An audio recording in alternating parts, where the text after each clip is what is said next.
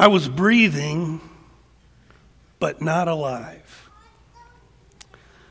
The word but is a very small word, 3 letters. It's a conjunction, they tell us. It introduces a phrase or a clause that contrasts with what's been mentioned before.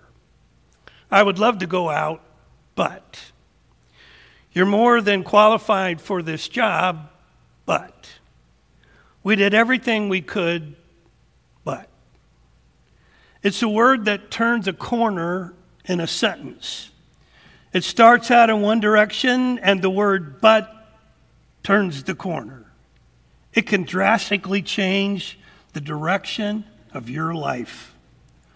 Ronald Reagan used to use that term when he quoted a Russian proverb. The Russian proverb went like this: trust, but verify. He used that term when the Russians were ramping up nuclear armaments and we were trying to get them to cut back. Trust, but verify.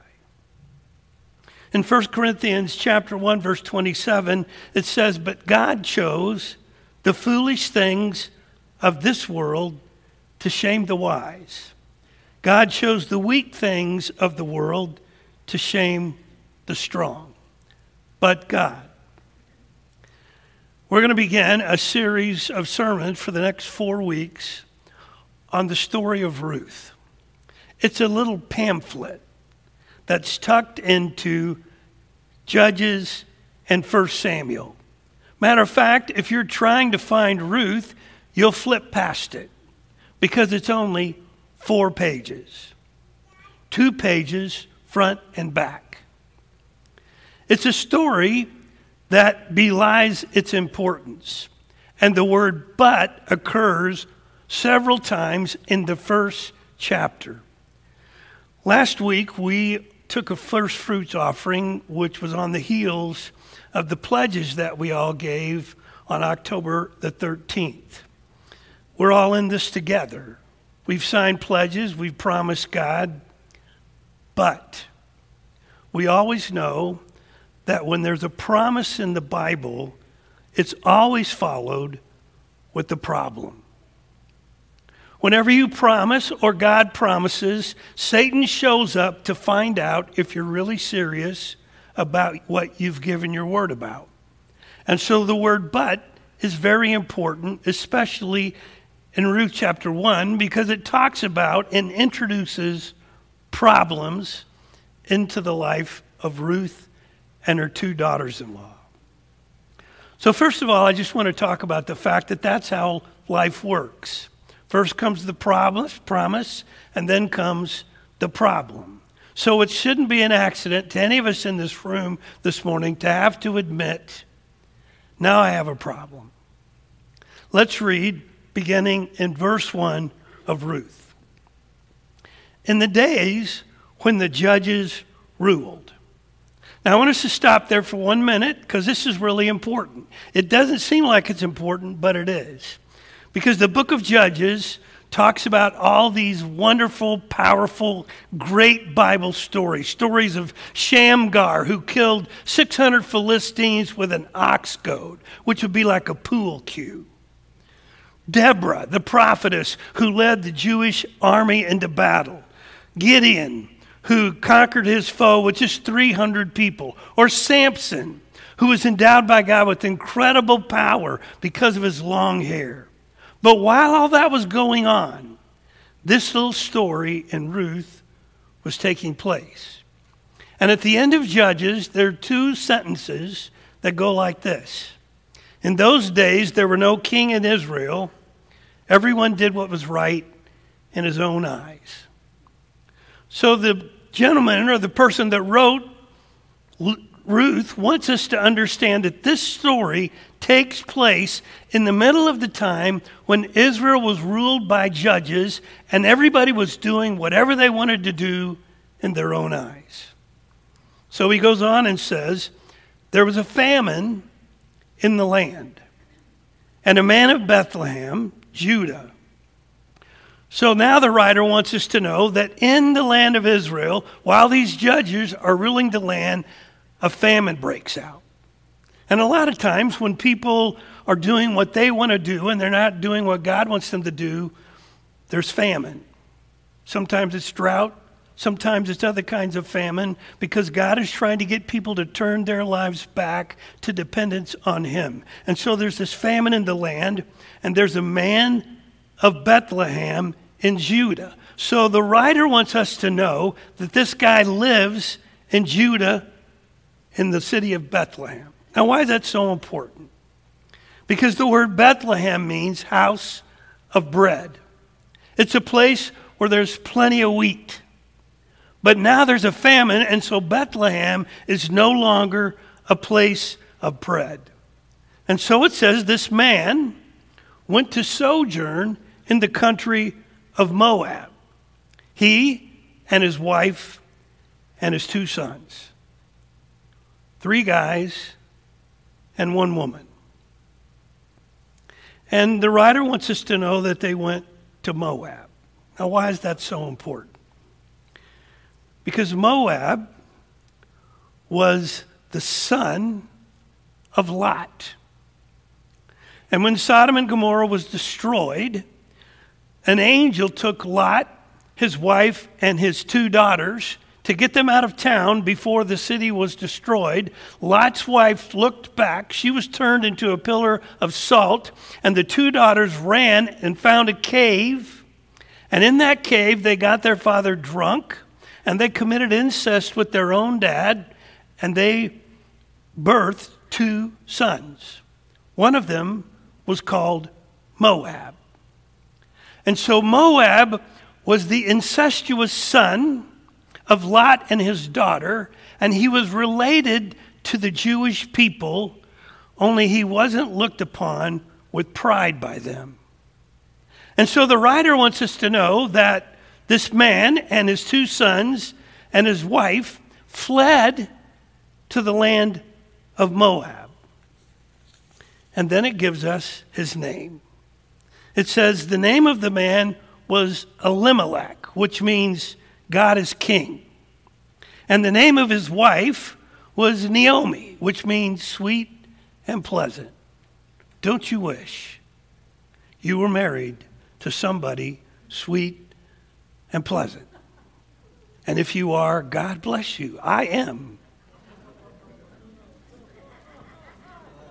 The name of his 2 sons were Mahlon, which means sickness, and Chilion, which means crybaby. They were Ephrathites from Bethlehem in Judah, and they went into the country of Moab and remained there. So you can kind of get a feel for what happened.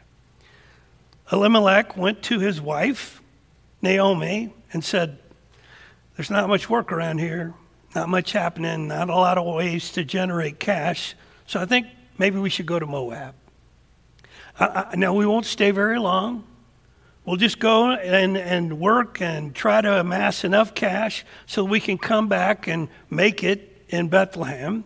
But I think we need to leave town, and I think we need to go to Moab, and I think I need to get a job over there, and we'll just make do until we can scrape together enough cash and get through this.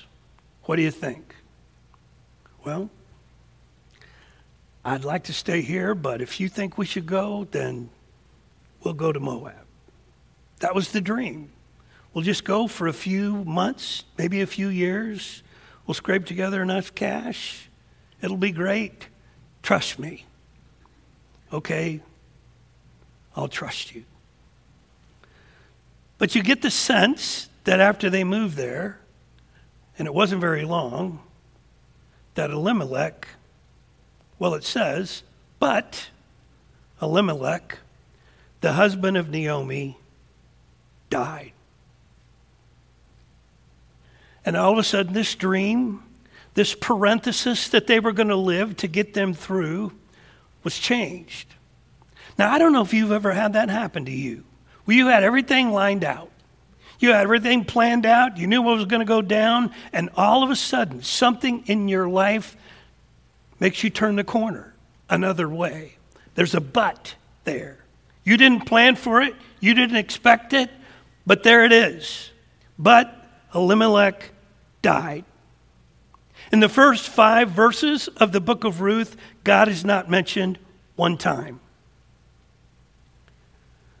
So all of a sudden, this dream that they thought was going to solve all their problems was gone. And Naomi was there with sick and crybaby all by herself. It goes on and it says, these took Moabite wives.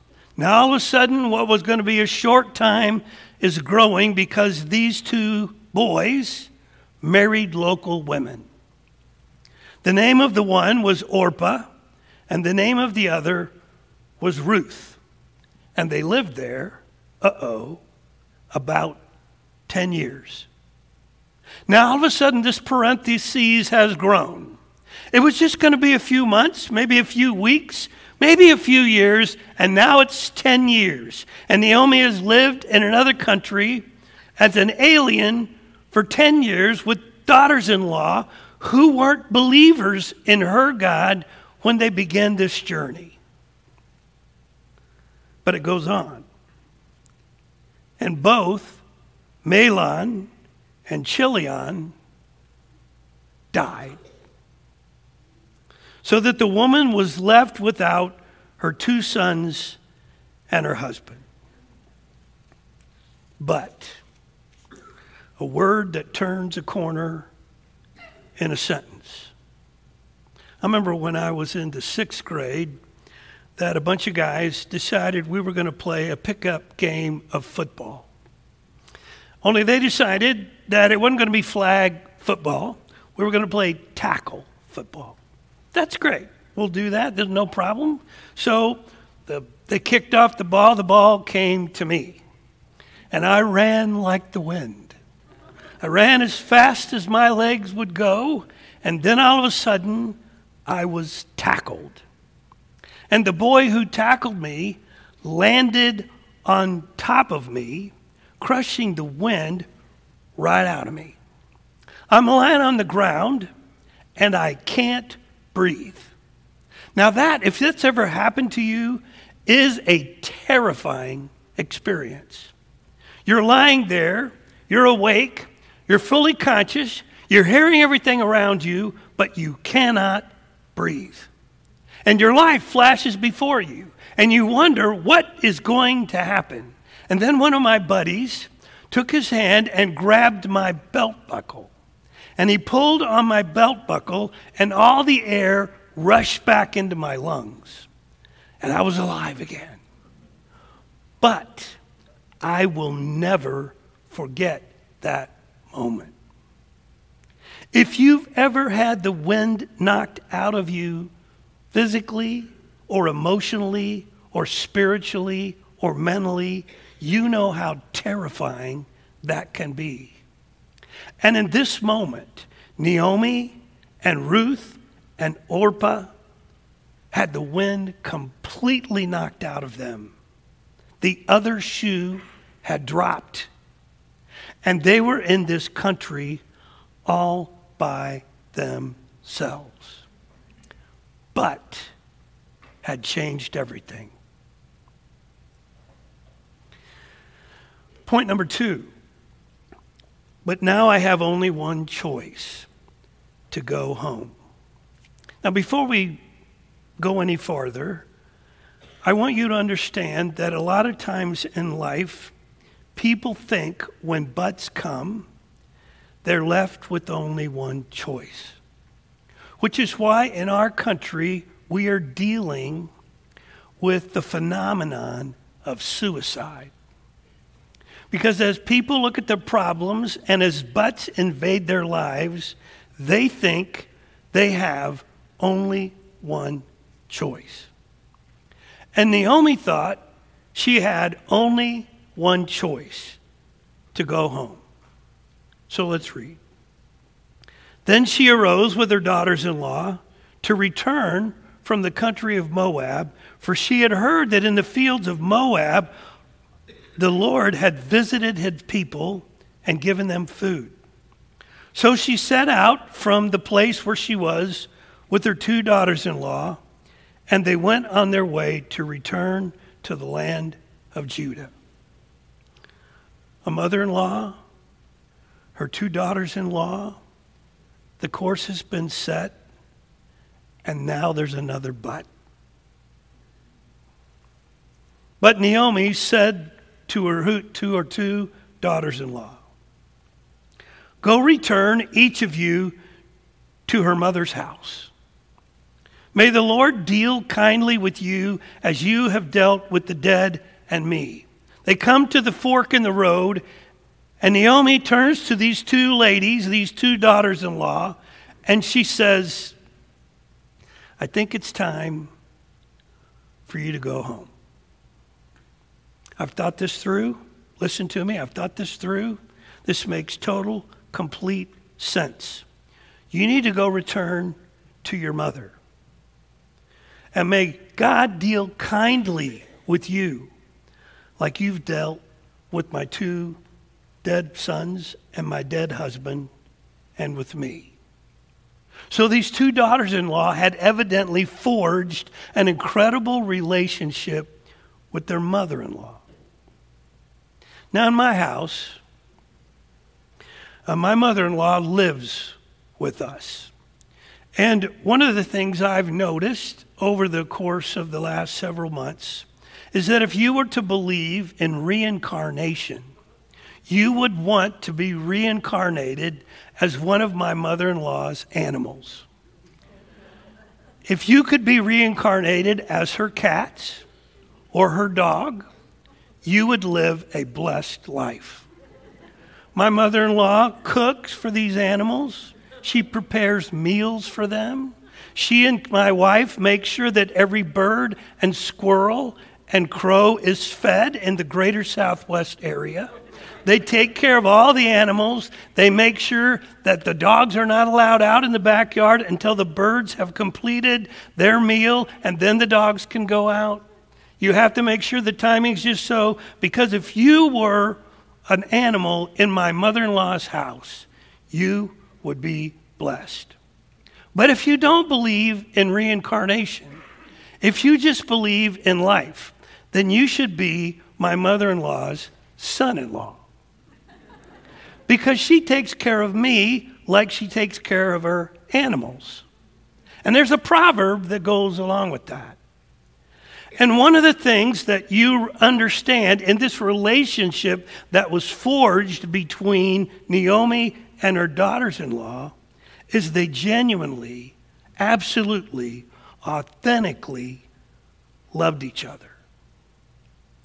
And so for Naomi to turn to these ladies that she had grown to love and say to them, "I think you need to go home. I don't think it's wise for you to go with me back to my home. The Lord grant that you may find rest, each of you in the house of her husband."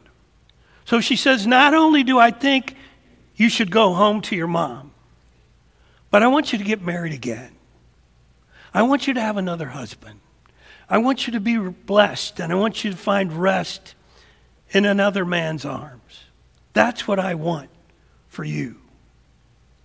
Then she kissed them, and they lifted up their voices and wept. And they said to her, "No, we'll return with you to your people." Now, I don't know if you've ever had somebody in your family, a wife, a husband, a kid, go back to a class reunion, and you don't know any of the people. I don't know if you've ever had that experience before where they say, "Would you like to go with me to my class reunion?" And you think, "Sure, that'll be great. I'll be glad to do that." So you go with them, you walk in the door, you don't know a blessed soul. You only know maybe the names because your wife or your husband or your kids have talked about them, but you don't know them. And then they begin to reminisce and tell all these stories. but you have no idea what they're talking about. You don't know anything about the background of the story. So they laugh and they're excited, and you're trying to understand, but you feel so outside looking in. These two ladies who were Moabites told their mother-in-law, we want to go back with you. We want to go back with your people to your place. We know we don't know anybody. We know we don't know your relatives. We know we don't know anybody in your family, but we just feel like we want to go back with you because we want to be with you. Can you imagine the incredible compliment that was to Naomi, given to her by her daughters-in-law? But we come to another corner because it says, but Naomi said, turn back, my daughters. Why will you go with me? Now Naomi begins to talk to them and say, why will you do this? Think this through. This makes no sense. I've thought it through. You need to think it through as well. You need to understand. You need to ask the hard questions. I can't produce husbands for you. I'm too old to have a husband for me. That's out. I'm going to be single the rest of my life. It's my life now, but you don't have to live my life. If I were to join a dating service and I would get another husband, it wouldn't do you any good. I'm too old to babysit. These ladies were probably in their late 20s. They had no children. They could begin a new life with no complications. She goes on and says, have I yet sons in my womb that they may become your husbands? Turn back, my daughters, go your way, for I am too old to have a husband. Now, one of the problems when you're in grief and you've had to turn the corner into a situation that you didn't expect, you start thinking in ways that you think is wise, but it isn't wise. I'm too old to have a husband. If I should say I have hope, even if I should have a husband this night and should bear sons, would you therefore wait until they were grown? That means they would be 18 and you would be 38 or 39. That doesn't make any sense. Would you therefore refrain from marrying? Would you save yourself until my boys got old enough? No, my daughters, for it is exceedingly bitter to me for your sake that the hand of the Lord has gone out against me. My problem is not your problem. God is out to get me. But I don't want him to get you. She calls God Shaddai, the Almighty One. He could prevent this, but he doesn't do it. It's not fair to you, and she thinks she's making perfect sense. She's being sensible. They need to ask themselves, what's the point? Go back. There's nothing to keep you here. There's no future in it. There's no hope in it. There's no purpose in it. There's no reason for it. You need to pull yourselves together. You are young. Reestablish your old connections. Put the pieces back together. I'll go back home. You'll be fine. Someone said, when I hear of people experiencing God and feeling joy, I have two reactions. One, I'm glad for them. Two, I ask, why not me? I don't feel God much at all. Then they lifted up their voices and wept again. Now this is a tender, tender scene. These three ladies have cried twice because Ruth had said but twice. And she thought she was making perfect sense. While all this was going on in Israel with the judges, this little story was being played out in Moab. Nobody knew about it. It's about three single women who are trying to deal and keep it together with all this terrible catastrophe, and they're trying to make sense of life, and this little scene is being carried out on a road going back to Israel, and Ruth is telling her daughters-in-law, y'all need to go home. I'll just handle this by myself. because God is out to get me. They lifted up their voices and they wept again. Their dreams are gone, and now she's living a nightmare. Now, one of the problems in life is we all have dreams. And we all have it planned out to where our dreams will end up. We've got it all figured out. And then the but happens. And all of a sudden we have to change directions. All of a sudden we have to turn the corner. And all of a sudden we feel like when we turn the corner that we're turning the corner alone. Nobody's with us. Even God's not with us. And our dreams that we were planning on living for the rest of our lives are gone. But what we need to understand is even though your dreams are gone, God's dreams for you aren't. You see, sometimes in life we have our dreams, but sometimes in life God has his dreams for us. And we have it all figured out how our dreams are going to happen. But God needs to get us to turn loose of our dreams so he can give us bigger dreams. But the only way he can do that is to put a huge but in our lives, to turn the corner. And one of the things we all need to understand, we may have problems, we may feel like we only have one choice, but no one can make your choices for you. Only you can make your choices. And Orpah kissed her mother-in-law and leaves. Now, do you get this scene? So these three women form this human hug. Have you ever hugged two other people at the same time? So they're all hugging each other, and they're all weeping and crying, and they all don't want this moment to happen. They don't want this moment to be broken up, but they know it's coming. And so Orpah kisses Naomi. She backs away, and she walks back to her mom and her old life. But Ruth clung to her.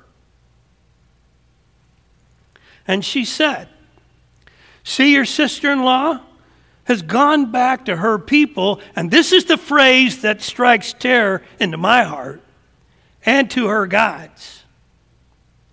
Return after your sister-in-law." You see, what Naomi did not understand, she thought she was making good sense, but she was forcing her daughter-in-law not just to go home, but to go home to her gods. And while she thought it was making perfect sense, it was the worst thing she could have said.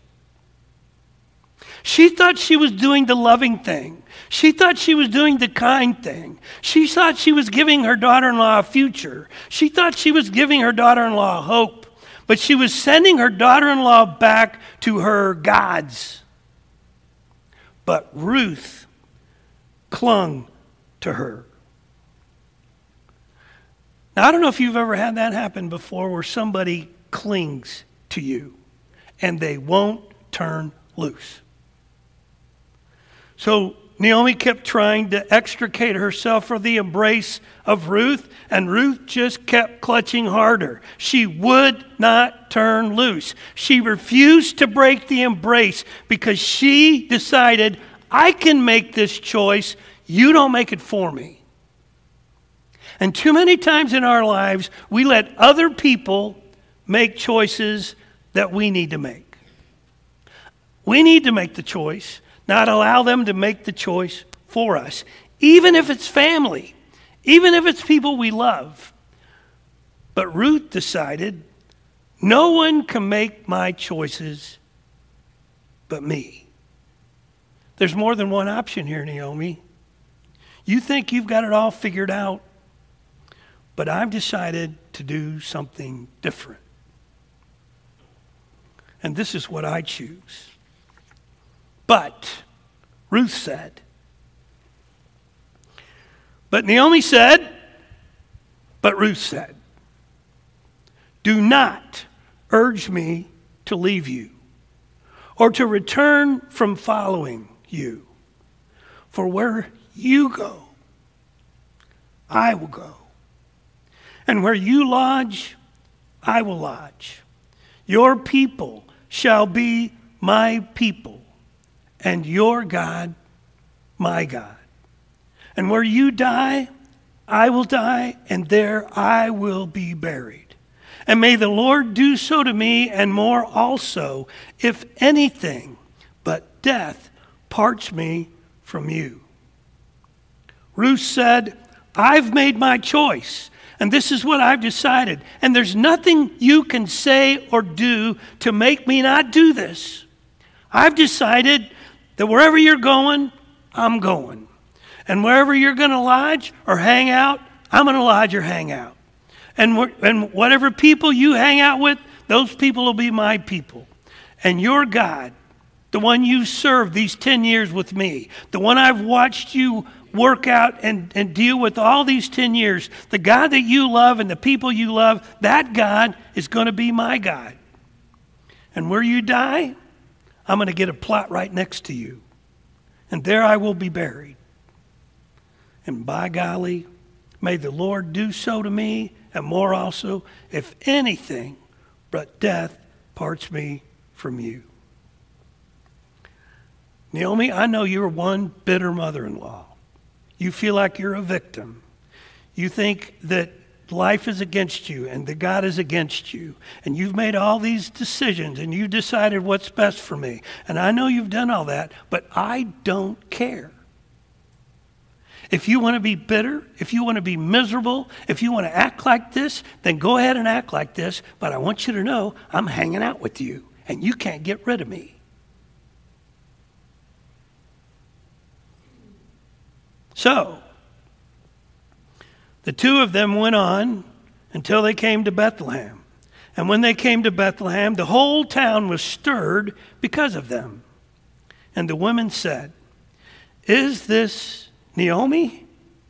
And she said to them, "Don't you call me Naomi, call me Mara.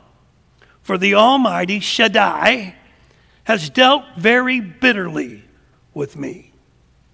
I went away full, and the Lord has brought me back empty. Why call me Naomi when the Lord has testified against me, and the Almighty has brought calamity upon me?" Now, I don't know about you, but if I'm Ruth, I'm thinking, what am I, chopped liver? You say you went away full. You had your husband and your 2 sons. And now you say you're coming back empty. It doesn't say on empty with a few fumes in the gas tank. It says empty. Yoo-hoo, I'm standing right here. But it doesn't seem to make any difference to you that I'm with you because you say that you're on empty, which means your decision to accept me and allow me to come back with you means that you feel put upon. And you feel like you have another responsibility because it's going to be all up to you to take care of me because you think you're on empty. So Naomi returned, and Ruth the Moabite, her daughter-in-law, with her, who returned from the country of Moab, and they came to Bethlehem at the beginning of barley harvest. Now I have a problem. I'm alone. I only have one choice, to live alone here in Bethlehem. But Ruth says, no one can make my choices but me, and I choose you. And then you turn the page. And as Christians, we all know that we can turn the page. But when you're living chapter 1, sometimes you don't think you can turn the page. And sometimes God has to turn the page for you. And so at the end of of this chapter of desperation, at the end of this chapter of weeping and crying and having the breath knocked out of you, it says, and they came to Bethlehem at the beginning of barley harvest. There are a lot of buts in the Bible. But Elimelech died, but Naomi said, but Ruth clung to her, but Ruth said, but there's also some other buts. But God raised him from the dead in Acts 2:24. But because of his great love for us, in Ephesians chapter 2, verse 4, but God remembered Noah in Genesis chapter 8. You intended it for evil, but God meant it for good in Genesis 50. But God will redeem my life from the grave in Psalms 49. But the word of our Lord stands forever in Isaiah 48. With man, this is impossible, but with God, all things are possible in Matthew 19. But God demonstrates his love for us in that while we were sinners, Christ died for us. Romans 5:8. The wages of sin is death, but the gift of God is eternal life through Jesus Christ our Lord. Romans 3:23. We sang it earlier. I was breathing, but not alive. So this morning, I just want you to know and realize whatever you think your life, if your dreams have been shattered, if you feel like you've turned a corner into a nightmare, there's a little word named but that changes everything. And I just hope and pray this morning as we begin this journey through the book of Ruth, that in your life and mine, we will find God's grace and mercy to turn the page away from but and into so. If you're here this morning and you're not a Christian and you feel like that you're living a nightmare, you were breathing, but not alive, I hope and pray this morning is a huge but in your life that gives you the opportunity to radically change the rest of your life. If you're looking for a church home, if you just need prayer, whatever it is this morning, I just would ask you to cling to God like Ruth clung to Naomi, and to know that God has much, much more for you than you could ever dream. His dreams are bigger for you than your dreams for yourself, but you must embrace them.